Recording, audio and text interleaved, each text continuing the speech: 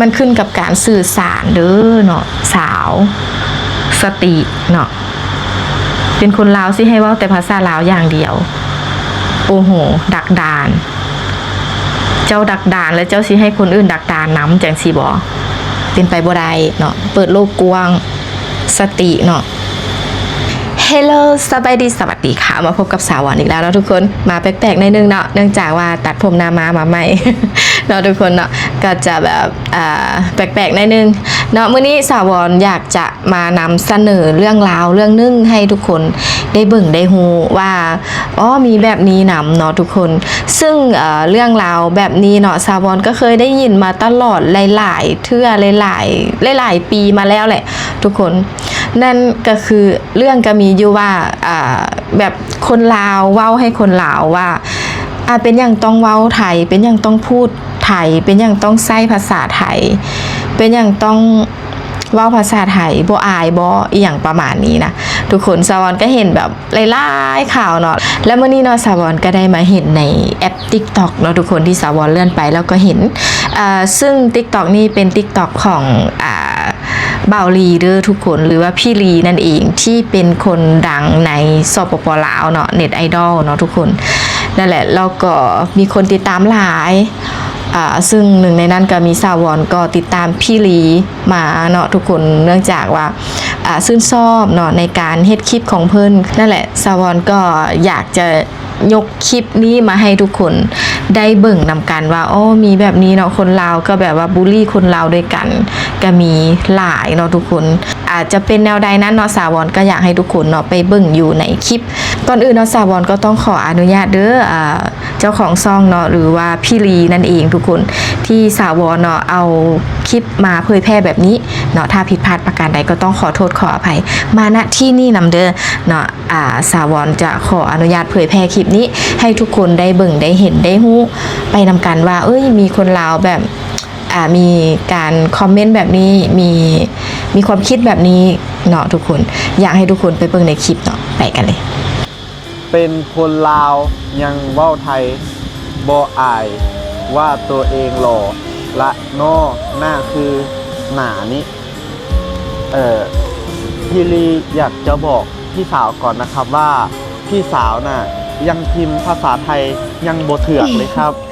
ถึกเนาะถ้าพี่สาวเป็นคนลาวก็ฝากคอมเมนต์บอกผมด้วยนะครับเพราะว่าผมเองก็เป็นคนลาวฝากพิมพ์ภาษาลาวให้พี่ลีได้อ่านให้ซัดกว่านี้นะครับ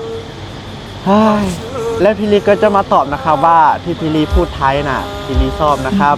และพี่ลีก็พูดไทยแบบนี้ก็ไม่ได้ไปหนักไทยด้วยครับและถ้าพี่ลีพูดไทยแล้วทำให้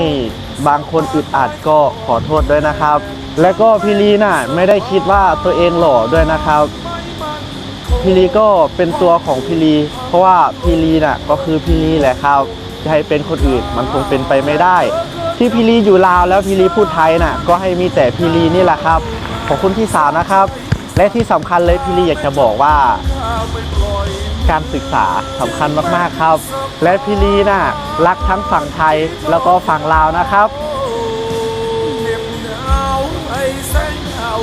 โอ้โหคำตอบบ่าวลีคือแบบสุดยอดกินใจสาววอนอิหลีเนาะทุกคนการศึกษาสำคัญที่สุดเนาะคนที่คอมเมนต์เนาะบอกว่าบ่าวลีหรือว่าพี่ลีเป็นอย่างคือเว้าภาษาไทยเป็นอย่างบ่เว้าภาษาลาวบ่อายบ่แบบนี้ค่ะนะเว้าให้เขาเจ้าเนาะเว้าให้พี่ลีแต่ตัวเองคนที่คอมเมนต์พิมพ์ภาษาไทยแบบนี้เอาโกงกันข้ามบ่แบบนี้เนาะพิมพ์ภาษาไทยเจ้าคือบ่พิมพ์ภาษาลาวแล้วพิมพ์ภาษาไทยยังพิมพ์บ่ถูกอีกทุกคนเนาะแล้วยูเซอร์ของเจ้าขนาดเนาะเป็นภาษาอังกฤษบ่อายบ่ล่ะคือบ่เขียนเป็นภาษาลาวนี่เนาะควรมองตัวเองก่อนเนาะเป็นอย่างคือมาบูลลี่แบบนี้พี่ลีเพิ่นเว้าได้ภาษาไทยสื่อสารภาษาไทยได้ก็ถือว่าเรามีความสามารถเนาะบ่แม่นว่าเป็นคนลาวและสิเว้าแต่ภาษาลาวอย่างเดียวบ่แม่นเนาะเว้าได้หลายภาษาเท่าใดยิ่งดียิ่งมีความสามารถยิ่งเป็นคนเก่ง คนที่คอมเมนต์เฮ็ดได้คือลาวบ่เนาะอันนี้ต้องเบิ่งตัวเองนำเนาะการที่เจ้าไปบูลลี่คนอื่นและไปเว้าให้คนอื่นว่าหน้าคือหมานี่นะมันบ่น่าฮักเลยเนาะเจ้าควรหันกลับมาดูตัวเองนำบอกเขาเจ้าว่าภาษาไทยแต่ตัวเองพิมพ์ไทยแถมพิมพ์บ่ถูกยูเซอร์ใน TikTok ก็เป็นภาษาอังกฤษคือพวกใส่ภาษาลาวล่ะฮะแล้วค่อยเชื่อว่าคนที่คอมเมนต์เนาะฟังเพลงไทยดูละครไทยกินขนมไทยใส่แฟบไทยเกลือแป้งหนัวไส้ไทยสินค้าไทยหลากหลายค่อยเชื่อว่าเจ้าใส่เพราะฉะนั้นอย่าไปบูลลี่เนาะเจ้าต้องหันมองตัวเองยอมรับความเป็นจริงพี่ลีแบบว่าเพิ่นมี FC เป็นคนไทยเนาะเพิ่นก็สื่อสารภาษาไทยก็สิเป็นหยังก็เพื่อความเข้าใจเพื่อความเข้าใจกันการเข้าใจกันเป็นสิ่งที่ดีทุกคนเนาะนั่นแหละคือแบบเพิ่นมี FC เป็นคนไทยเพิ่นก็สื่อสารเป็นภาษาไทยก็ถูกต้องแล้วเนาะแล้วก็ FC คนลาวเพิ่นก็ฟังภาษาไทยเข้าใจอยู่แล้วก็เลยแบบว่าภาษาไทยก็คือแบบจบและที่สำคัญเราก็มากดีเราอยากเว้าแบบนั้นเป็นคาแรคเตอร์ของเราเป็นเอกลักษณ์ของเราเนาะแล้วเราก็บ่ได้ไปเบียดเบียนไผบ่ได้สร้างความเดือดร้อนให้ไผบ่ได้สร้างความแตกแยกคือคนที่คอมเมนต์เนาะอันนี้คือเป็นสิ่งที่ดีเนาะนั่นแหละมันเป็นการสื่อสารเนาะทุกคนสมมุติเจ้าลมกับคนจีนเจ้าไปว่าภาษาลาวเขาเจ้าสิเข้าใจเจ้าบ่เนาะถ้าเขาเจ้าได้ภาษาลาวก็สิเข้าใจเนาะถ้าสมมติว่าเจ้าไปลมกับภาษาไปลมกับฝรั่งเจ้าว่าภาษาลาวอย่างเดียวบ่เพิ่นสิเข้าใจเจ้าบ่เพราะฉะนั้นการสื่อสารสำคัญและการศึกษาสำคัญมันขึ้นกับการสื่อสารเด้อเนาะสาวสติเนาะ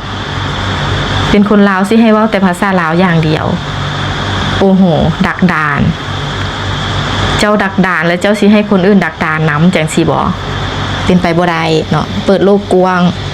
สติเนาะคือสาวรก็คือกันเนาะ FC สาวรก็เป็นคนไทยซะส่วนใหญ่เนาะแต่ว่าบางคำสาวรก็ว่าภาษาไทยเนาะแต่ส่วนหลายสาวรก็ว่าภาษาลาวและ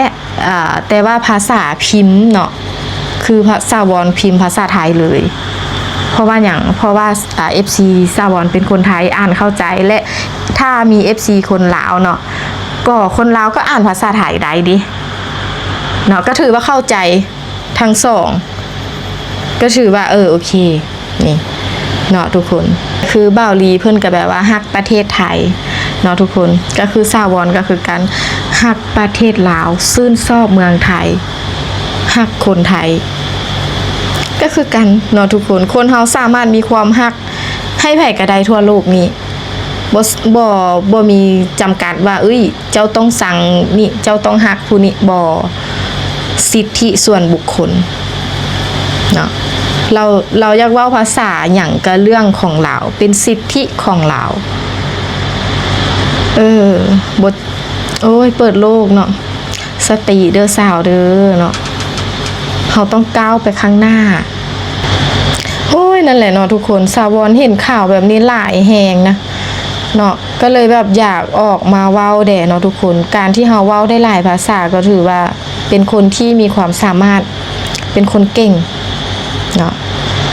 คนที่เว้าให้เขามีความสามารถเฮ็ดได้คือเขาบ่อย่าสร้างความแตกแยกเลยเนาะเฮ็ดให้ฮักกันเนาะคนลาวคนไทยพี่น้องกันฮักกันไว้ดีกว่าสังกันเนาะบ้านไกลเหือนเคียงทุกคนเว้าหยังก็ได้ขอแค่สื่อสารกันเข้าใจเว้าจากันฮู้เรื่องเข้าใจเนาะก็ถือว่าเป็นการดีแล้วสาวรก็บ่อยากให้ไผมาบูลลี่กันแบบนี้ยิ่งเป็นคนลาวนำกันก็ยิ่งยังจิมาบูลลี่กันแบบนี้ก็บ่อยากให้เฮ็ดเนาะทุกคนให้ฮักกันไว้เนาะนั่นแหละเนาะทุกคนเฮาก็ต้องแบบว่าฮู้จักยอมรับความจริงฮู้จักการพัฒนาเนาะแล้วก็บ่สร้างความเดือดร้อนให้ไผบ่เบียดเบียนไผเนาะบ่สร้างความแตกแยกแค่นั้นทุกคน